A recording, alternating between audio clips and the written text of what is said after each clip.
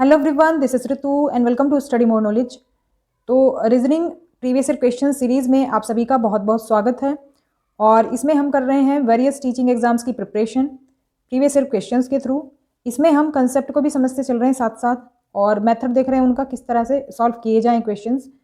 तो इसमें जो भी आप क्वेश्चन सॉल्व करेंगे और क्वेश्चंस को समझेंगे वो आपके आगे के सभी एग्जाम्स के लिए हेल्पफुल रहेंगे। जिसमें भी रीजनिंग पूछा जाता है उन सभी के लिए सीरीज हेल्पफुल है, सिर्फ टीचिंग एग्जाम्स ही नहीं, नॉन टीचिंग एग्जाम्स के लिए भी। तो इसमें हम सीक्वेंस से सभी प्रीवियस ईयर क्वेश्चंस को करेंगे, जो भी आप टीचिंग एग्जाम्स यहाँ पर देख रहे हैं, DSSB, KVS, AWES, super TET, तो इन सभी में रीजनिंग आती है और इनके प्रीवियस ईयर हम इसमें सॉल्व करेंगे। तो आज की क्लास शुरू करते हैं। और आप मुझे फेसबुक पेज पर फॉलो कर सकते हैं, इंस्टा आईडी पर भी, और टेलीग्राम चैनल ज्वाइन करें पीडीएफ्स के लिए। तो पीडीएफ सभी लेक्चर्स की आपको टेलीग्राम चैनल पर मिल जाएगी। आज का जो हम क्वेश्चंस लेने वाले हैं वो हमारे पिछले ही पेपर के हैं, क्योंकि हमने 10 क्वेश्चंस किए थे। क्योंकि पजल वगैरह में बहुत ज़्यादा टाइम चला जाता है, तो इसलिए 10 क्वेश्चन से ज़्यादा नहीं लेंगे, क्योंकि फिर वीडियो बहुत लंबा हो जाता है। क्योंकि हमें मेन जो फोकस रखना है वो कंसेप्ट समझने पर रखना है, ना कि ज़्यादा से ज़्यादा क्वेश्चन करने पर। तो ये हमारा पेपर हुआ था 11 नवंबर 2019 को, सेकेंड शिफ्ट में। तो ये DSSB PRT का पेपर है। तो पहला क्वेश्चन इसका देख लेते हैं। एक ये सीरीज दी हुई है और इसमें एक पद गलत है, तो उस गलत पद को बताना है हमें कि कौन सा गलत है इसमें। तो इसके लिए मैंने आपको बताया हुआ है कि जो अल्फ़ाबेटिक सीरीज़ हमारी होती है, इसमें हम सबसे पहले अल्फ़ाबेट्स के नंबर लिख लेते हैं। तो पहले नंबर लिख लेंगे इसके। तो इनके नंबर्स मैंने यहाँ पर लिख दिए हैं, टाइम वेस्ट ना हो इसके लिए। तो यहाँ पर क्या होगा, देखो अगर आप इनको देखें, देखो ईजोटी के थ्रू भी आप इसको याद रख सकते हैं अल्फ़ाबेट्स को। अल्फ़ाबेट्स के नंबर आपको याद होने चाहिए। ईजोटी, ये फॉर्मूला मैंने आपको पिछले वीडियो में बताया है, नहीं देखा है तो उसको देख ले पहले। तो यहाँ पर हम सबसे पहले पहली टर्म का देखेंगे कि क्या पैटर्न इसमें फॉलो हो रहा है। तो F से अगर J पर हम जा रहे हैं तो F का नंबर है 6 और J का नंबर है 10। तो 6 से 10 पर जा रहे हैं तो कितना हो रहा है, +4 हो रहा है। 10 से हम जा रहे हैं फिर फर्स्ट टर्म पर, यहाँ पर भी +4 हो रहा है। और N से R पर जा रहे हैं तो यहाँ पर भी +4 हो रहा है। और आगे भी आपको यही पैटर्न दिखेगा। सॉरी, ये 22 है यहाँ पर, ये यहाँ पर 22 होगा क्योंकि V है ना, V वहाँ पर भी 22 है, यहाँ पर भी 22 है। तो यहाँ पर भी +4 हो रहा है। तो देखो ये पैटर्न जो है हमारे फर्स्ट डिजिट का, तो ये वाला तो बिल्कुल सही है, पहला जो लेटर है, तो इसमें तो कोई गड़बड़ नहीं है। बाकी हम देखें, अगर R से अगर हम U पर जा रहे हैं तो 18 से 21 हो रहा है, यानी कि 3+ हो रहा है इसमें, तो +3 हो रहा है। आगे हम 21 से 24 पर जाएंगे तो यहाँ पर भी 3+ हो रहा है। 24 से अगर हम यहाँ पर A पर जा रहे हैं तो ये हमारा आ गया 1। अब देखो जो अल्फ़ाबेट्स में लेटर होते हैं वो हमारे 26 होते हैं, 2 प्लस और 1, तो 3 हो गए प्लस, तो ये भी पैटर्न बिल्कुल सही है। और आगे भी +3 हो रहा है, तो यहाँ पर भी हमारा 4th नंबर आ रहा है, तो ये भी बिल्कुल सही है, यानी कि सेकंड डिजिट भी हमारी बिल्कुल सही है। अब थर्ड डिजिट पर चलते हैं। थर्ड डिजिट में क्या पैटर्न फॉलो हो रहा है, L से जब हम H पर जा रहे हैं तो ये हमारा बन रहा है 12 से 8, तो -4 हो रहा है इसमें। तो यहाँ पर हो रहा है -4, यहाँ पर लिख लेते हैं क्योंकि क्लियर नहीं है। और इसके बाद अगर हम H से D पर जा रहे हैं तो ये हो रहा है हमारा 4, 8 से 4, तो यहाँ पर भी -4 हो जाएगा। और D से अगर हम Y पर जा रहे हैं तो ये क्या होना चाहिए हमारा, ये होना चाहिए हमारा 26, क्योंकि ये 4 है तो माइनस होने के बाद 26 पर आ जाएंगे हम। तो यहाँ पर 25 दिया हुआ है, जबकि यहाँ पर होना चाहिए 26, यानी कि Z। तो ये जो पूरी टर्म है हमारी होनी चाहिए RAZ। इसका मतलब जो गलत पद जो है हमारा वो है RAY। तो करेक्ट टर्म है हमारी RAZ, ये होना चाहिए था। तो थर्ड ऑप्शन जो है हमारा बिल्कुल सही उत्तर इसमें हो जाएगा, थर्ड ऑप्शन इसमें करेक्ट होगा। इसी तरह से नंबर सीरीज़ को, अल्फ़ाबेटिक सीरीज़ को आप सॉल्व कर सकते हैं। अब हमारा क्वेश्चन दिया हुआ है डायरेक्शन और डिस्टेंस का, तो इसको सॉल्व कर लेते हैं। हमसे पूछा गया है क्या, सुमन वॉक्स 10 किलोमीटर टूवर्ड्स वेस्ट। तो इसको ऐसे ही बना लेते हैं। देखो डायरेक्शन तो आपको पता ही है, ऊपर नॉर्थ होती है हमारी और इधर लेफ्ट में वेस्ट होगी। तो वेस्ट की तरफ देखो ये बिंदु हम मान लेते हैं एक, और यहाँ से हम चलेंगे इधर वेस्ट की तरफ। तो वेस्ट की तरफ कितना जाना है, 10 किलोमीटर। इसके बाद she turns right and walks 13 kilometre. अब राइट क्या होगा, जब इधर से कोई पर्सन चल रहा है तो राइट हो जाएगा ये वाला। तो कितना चला ये 13 किलोमीटर। अब इसके बाद she then turn to her right, इसका राइट कौन सा होगा, यही होगा। और फिर से वॉक कितना करती है वो 10 kilometre. Finally she turns right and walks 23 kilometre. अब देखो 13 किलोमीटर, देखो राइट टर्न करेगी तो फिर यहाँ से कितना जाएगी 13 किलोमीटर, सॉरी 23 किलोमीटर। तो 13 तो हमारे यही है और इसमें 10 प्लस कर देंगे तो ये टोटल हमारा कितना हो जाएगा 23 किलोमीटर। और ये अब यहाँ पर है, जो फाइनल उसका पॉइंट है वो ये यहाँ पर है, यानी एंडिंग पॉइंट इसे बोलते हैं हम। और स्टार्टिंग पॉइंट कौन सा था, वो ये था। अब पूछा है हमसे in which direction is the starting point from the ending point. तो एंडिंग पॉइंट से हमारा क्या पूछा है, स्टार्टिंग पॉइंट किस डायरेक्शन में है। तो ऑब्वियस सी बात है इधर नॉर्थ डायरेक्शन है, तो हमारा ये इसका आंसर हो जाएगा नॉर्थ। ऑप्शन 1 जो है वो बिल्कुल हमारा सही उत्तर होगा इसमें। तो इजी क्वेश्चन था, इस तरह के क्वेश्चन आप इसी तरह से स्टेप बाय स्टेप लिख करके करें। नेक्स्ट क्वेश्चन जो है हमारा, इसमें आपको ढूंढना है, ऑड वन आउट होते हैं ये क्वेश्चंस। तो बेजोड़ शब्द युग्म को चुनें, इसका सही उत्तर होगा 3rd ऑप्शन। मेज जो है वो फर्नीचर से सेम उसी तरह से संबंधित नहीं है जिस तरह से बाकी के संबंधित हैं। तो बंदूक जो है वो मारने के काम आती है, कलम लिखने के काम आती है और रबड़ मिटाने के काम आती है। तो मेज जो है एक फर्नीचर की कैटेगरी में आती है जो कि इन सभी से बिल्कुल मेल नहीं खा रहा है। तो पहली जो चीज़ है वो दूसरी चीज़ के काम आती है, तो ये वाला जो जोड़ा है ये बिल्कुल अलग हो जाएगा।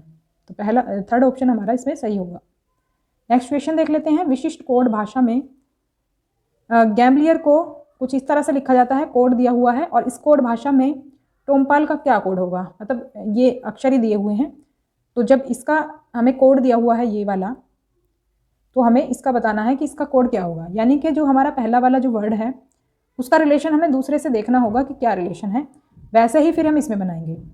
तो हम इनकी नंबरिंग सबसे पहले करेंगे, क्योंकि नंबर से ही हम पता लगा पाएंगे कि क्या है रिलेशन इनमें। तो कर लेते हैं। कोडिंग के अलावा हम इसे दूसरे तरीके से भी कर सकते हैं, जैसे कि हम इनको एक दूसरे के अपोजिट लिख लें और इस तरह से फिर इसमें रिलेशन देखें। तो अगर हम देखो इनको इस तरह से मैच करते हैं, जी को एफ से, ए को जेड से, बी को ए से, एल को के से, आई को एच से, ई को डी से, आर को क्यू से, तो हम पाएंगे कि इनमें क्या हो रहा है कि -1 अल्फ़ाबेट हो रहा है इसमें। जैसे कि एफ के बाद क्या आता है, जी आता है, एफ के बाद जी आता है, तो -1 इसमें हो रहा है। हर लेटर को आप देख सकते हैं, देखो एफ के बाद आता है जी, जेड के बाद आता है ए, और जब हम फिर से स्टार्ट करते हैं अल्फ़ाबेट्स को, ए के बाद आता है बी, के के बाद आता है एल, एच के बाद आता है आई, डी के बाद आता है ई, और क्यू के बाद आता है आर। इसका मतलब क्या है, इन लेटर्स से 1 अल्फ़ाबेट माइनस हो रहा है, और ये वाला पैटर्न इसमें क्या हो रहा है, फॉलो हो रहा है सभी लेटर्स में। इसी तरह से हम इन लेटर्स का भी बना लेंगे।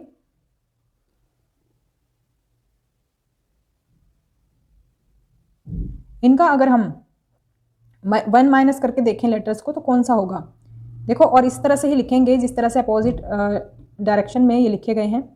तो यहाँ इनके नीचे हमारा आ जाएगा यहाँ पर के, क्योंकि के यहाँ से मैच करेगा, के के बाद एल आ जाएगा। अब आ जाएगा यहाँ पर जेड, जेड के बाद क्योंकि ए आएगा, ये इससे मैच हो जाएगा। फिर आएगा पी का अपोजिट, ओ आ जाएगा यहाँ पर। ओ के बाद आएगा हमारा ये एम के बाद देख लेते हैं, तो एल के बाद आएगा एम, उसके बाद एन के बाद आ जाता है ओ, तो इस तरह से मिला देंगे हम, और एस के बाद आ जाएगा टी। तो ये हमारे कुछ इस तरह से मैच कर जाएंगे, और इस तरह से आप समझ सकते हैं इसको। तो 1 लेटर जो है इसमें माइनस हो रहा है, 1 अल्फ़ाबेट इन सभी में माइनस हो रहा है। इसको अगर हम देखें क्लियर करके थोड़ा सा, तो यहाँ पर स्क्रीन जो है थोड़ी मोबाइल की छोटी है, तो इसलिए लिखने में थोड़ी सी प्रॉब्लम आती है। इसको दूसरे कलर से देख लेते हैं थोड़ा सा बना करके। देखो ये कुछ इस तरह से मैच करेगा, ओ से एन, एम से एल, ठीक है, पी से ओ, और ए से जेड, और एल से के, इस तरह से मैच कर जाएगा। तो 1 माइनस अल्फ़ाबेट अगर हम करेंगे तो कुछ इस तरह का पैटर्न बनेगा। और ये वाला जो वर्ड है हमारा कौन से में है, तो ये हमारा फर्स्ट ऑप्शन में दिया हुआ है, ये बन जाएगा हमारा तो इसलिए फर्स्ट ऑप्शन जो है हमारा बिल्कुल सही आंसर हो जाएगा। नेक्स्ट क्वेश्चन देख लेते हैं। तो नेक्स्ट क्वेश्चन में क्या है, शब्द युग्म दिए हुए हैं, जोड़े दिए हुए हैं, इसमें आपको देखना है, बताना है कि कौन सा सही से मतलब मैच करता है बिल्कुल इसी तरह से, जैसे कि इंडोर से शतरंज संबंधित है, यानी कि शतरंज जो है एक इंडोर गेम है, वैसे ही हमें दूसरा इसमें ढूंढना है जो कि सही जोड़ा है आउटडोर या फिर इंडोर का। तो ये हमारा सही ऑप्शन हो जाएगा सेकंड ऑप्शन। इंडोर जो गेम है वो है हमारा टेबल टेनिस, और इंडोर हमारा इधर ही होना चाहिए, लेफ्ट में लिखा होना चाहिए ऑप्शन में भी, जैसे कि हमारे क्वेश्चन में दिया गया है। तो ऑप्शन सेकंड हमारा बिल्कुल सही उत्तर हो जाएगा। नेक्स्ट क्वेश्चन है, तो ये मिरर इमेज से रिलेटेड है, और मिरर इमेज में क्या है, देखो हमें एक चीज़ देखने की समझने की बात होती है, यहाँ पर लगा हुआ है मिरर, तो हमारी इमेज को किधर बनेगी, हमारी इधर की साइड इमेज बनेगी ये। तो इधर की साइड जो इमेज बनेगी वो बिल्कुल इसके अपोजिट बनेगी, जो ये इधर बना हुआ है सेम ही हमारा इधर अपोजिट हो जाएगा, यानी कि जो राइट में चीज़ है वो लेफ्ट में आ जाएगी और जो लेफ्ट में चीज़ है वो राइट में आ जाएगी। जो भी इमेज बनी होगी वो इस तरह से मूव कर जाएगी लेफ्ट और राइट में, तो उनकी डायरेक्शन बदल जाएगी। अब ऐसा हमारा कौन सा ऑप्शन है, ऑप्शन नंबर जो हमारा 4 है वो बिल्कुल मैच कर रहा है। और कैसे, देखो अगर आप इसको बिल्कुल पलट देंगे, इस वाली इमेज को अगर आप पलट देंगे तो ये बिल्कुल इस तरह की बन जाएगी। देखो ये शेडो वाला पार्ट ये हमारा राइट में था, ये लेफ्ट में आ गया। मैंने भी क्या बताया था, लेफ्ट राइट में हो जाता है और राइट का लेफ्ट हो जाता है। जो हमारा ये लेफ्ट वाला पार्ट था ये राइट में आ गया, नीचे देख सकते हैं आप। और जो इधर वाला जो आइकन है ये देखो, इधर का ये वाला आइकन इधर को शिफ्ट हो गया, ये शेडो वाला पार्ट, और ये इसका ये शेडो वाला पार्ट इधर शिफ्ट हो गया। अब आप एक चीज़ में कंफ्यूज हो सकते हैं, जो फर्स्ट ऑप्शन है हमारा और ये फोर्थ ऑप्शन है, दोनों में शेडो वाला पार्ट बिल्कुल सेम टू सेम दिया हुआ है, लेकिन इनमें अंतर क्या चीज़ कर रही है, ये बीच वाला पार्ट अगर आप देखें तो ये बिल्कुल अंतर कर रहा है। तो ये देखो बीच वाला पार्ट जब पलटेगा तो कैसा बनेगा ये, तो ये जो इमेज है कुछ हमारी कुछ इस तरह की आ जाएगी। ये शेडो वाला पार्ट, सॉरी ये गलत हो गया थोड़ा सा,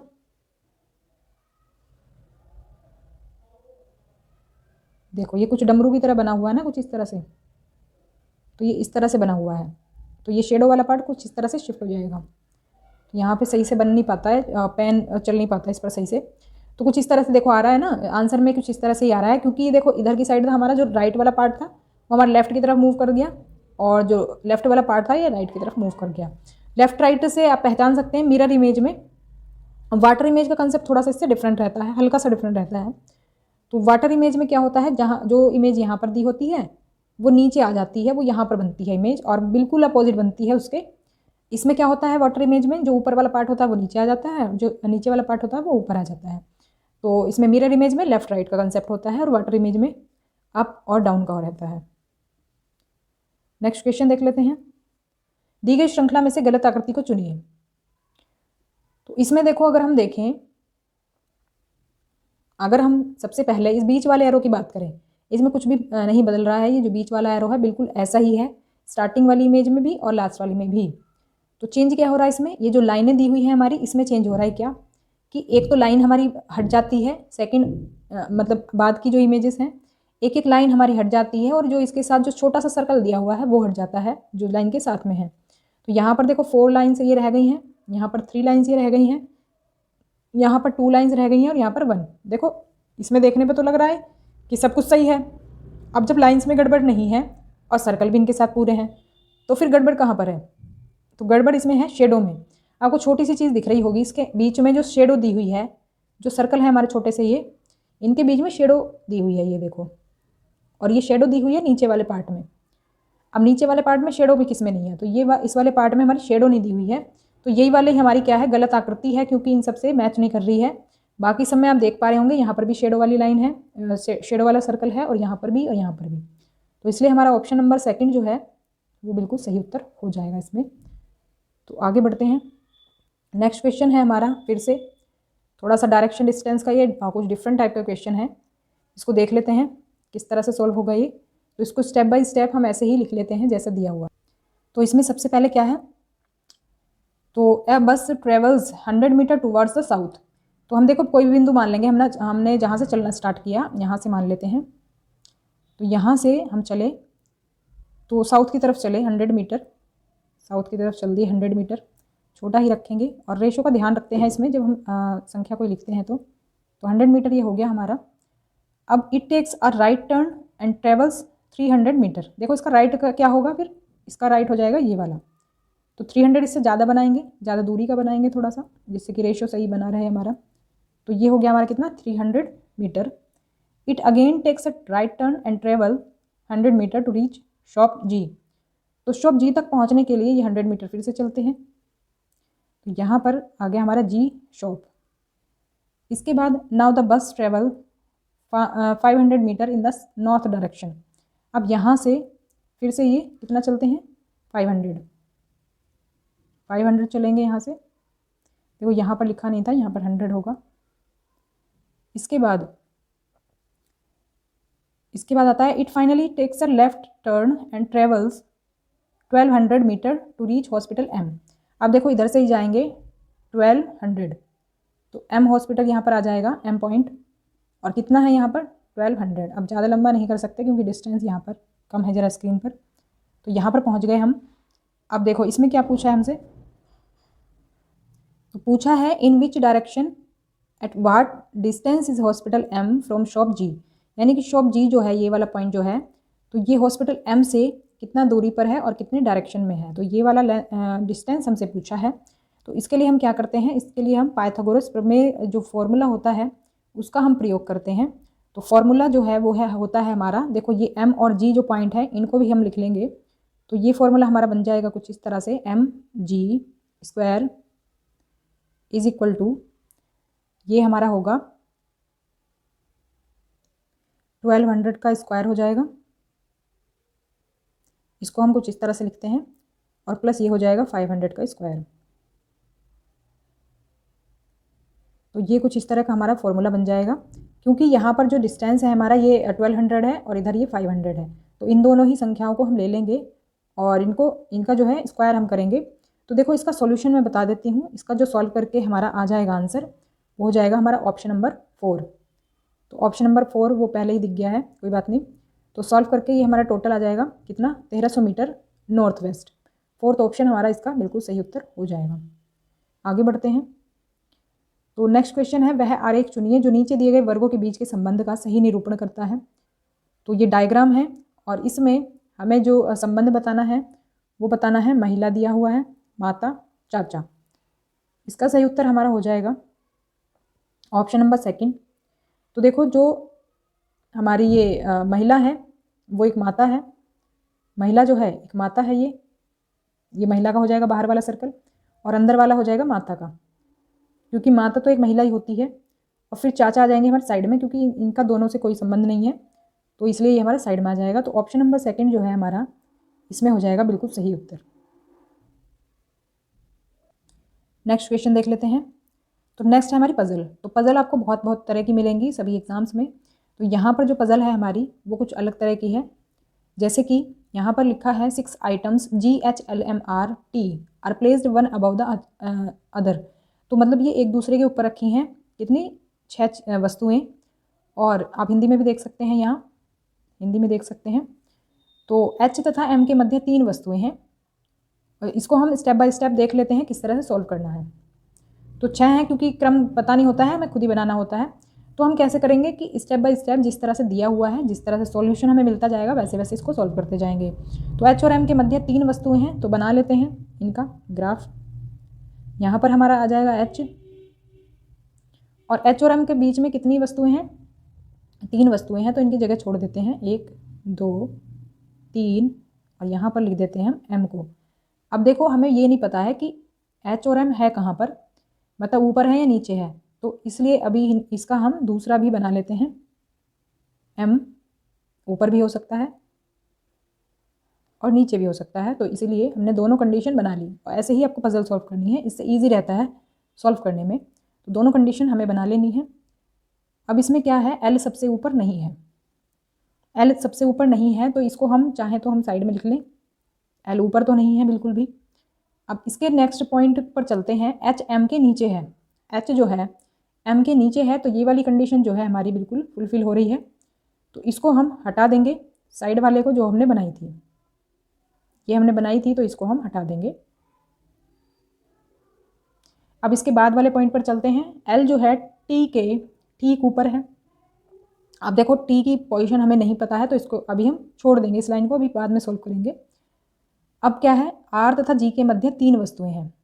आर और जी के मध्य 3 वस्तुएं हैं। तो अगर हम इसको देखें तो आर और जी के मध्य 3 वस्तुएं कब आ सकती हैं, तो यानी कि आर की पोजीशन हम यहाँ पर कहीं करेंगे तो आर हम यहाँ पर लिख सकते हैं। आर और जी के बीच में कितनी वस्तुएं हैं, देखो एच बीच में ही आ जाएगा, 2 वस्तुएं हमारी ये हो गई 2, और यहाँ पर हम किसको लिख देंगे, जी को लिख देंगे। इसकी चाहें तो हम दूसरी कंडीशन भी बना सकते हैं, लेकिन वैसे ज़रूरत है नहीं इसमें, क्योंकि आर ऊपर तो आएगा नहीं, ऊपर नहीं आएगा क्योंकि हमने शुरुआत यहीं से करी थी, पजल की ऊपर से ही शुरुआत करी थी।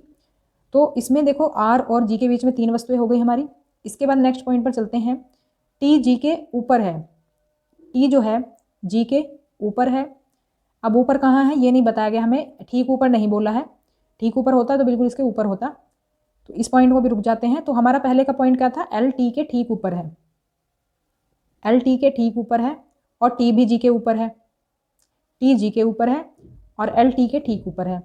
तो यहाँ पर हमारा आ जाना चाहिए क्या, एल आ जाना चाहिए यहाँ पर आ जाना चाहिए टी, क्योंकि टी अगर जी के ऊपर आएगा तभी तो एल टी के ऊपर आएगा। तो टी हमारा ऊपर रहेगा जी से। अगर हम टी की पोजीशन यहाँ पर रखते हैं तो फिर हमारा एल इसके ऊपर नहीं आ पाएगा, और एल क्योंकि सबसे ऊपर है नहीं, तो इसीलिए टी को हम यहाँ पर रखेंगे। तो दोनों कंडीशन इसकी पूरी हो जाएंगी, जी के ऊपर भी है ये और एल भी इससे ऊपर आ जाएगा। तो ये बिल्कुल सही हो गया। अब इसमें सारी चीज़ें हमने देख ली हैं, अभी कोई पॉइंट बचा नहीं है इसमें। तो कंप्लीट हो गई हमारी पजल, 6 लोग हो गए, 6 वस्तुएं हो गई हमारी पूरी। अब इसमें कुछ पॉइंट दिए हुए हैं, मतलब क्वेश्चन हमसे पूछा गया है निम्नलिखित में से कौन सा सही हो सकता है। तो इसमें पहली जो स्टेटमेंट है वो है जी सबसे नीचे है, तो इसमें ये कंडीशन बिल्कुल फुलफिल हो रही है, बिल्कुल सही है, जी बिल्कुल सबसे नीचे है। इसके बाद नेक्स्ट पॉइंट है एल ऊपर से तीसरा है, एल जो है हमारा वो ऊपर से तीसरा है, ये बात बिल्कुल सही है। तो दोनों जो हमारे ऑप्शन है बिल्कुल सही है। ये इसमें हमारा जो ऑप्शन होगा वो बिल्कुल सही हो जाएगा, फोर्थ वाला ऑप्शन इसमें बिल्कुल सही उत्तर हो जाएगा, क्योंकि दोनों कंडीशन हमारी बिल्कुल फुलफिल हो रही हैं। तो ये थे हमारे आज के रीजनिंग के क्वेश्चन। आपको कैसी लगी वीडियो कमेंट करके ज़रूर बताएं। वीडियो पसंद आई हो तो लाइक करें, शेयर करें और सब्सक्राइब कर लें चैनल को, जिससे कि आपको आगे के भी नोटिफिकेशन मिलते रहें। रीजनिंग और हिंदी की वीडियोज़ आपको अल्टरनेटिव डेज में मिलेंगी, एक दिन हिंदी की मिलेगी और एक दिन रीजनिंग की मिलेगी। तो इसी तरह से और टीचिंग मेथड की भी आपको मिलेगी जल्दी ही वीडियो, तो अभी थोड़ा सा टाइम नहीं मिल पा रहा है। तो मिलते हैं हमारी नेक्स्ट क्लास में, तब तक के लिए stay connected and keep watching study more knowledge. Thanks for watching.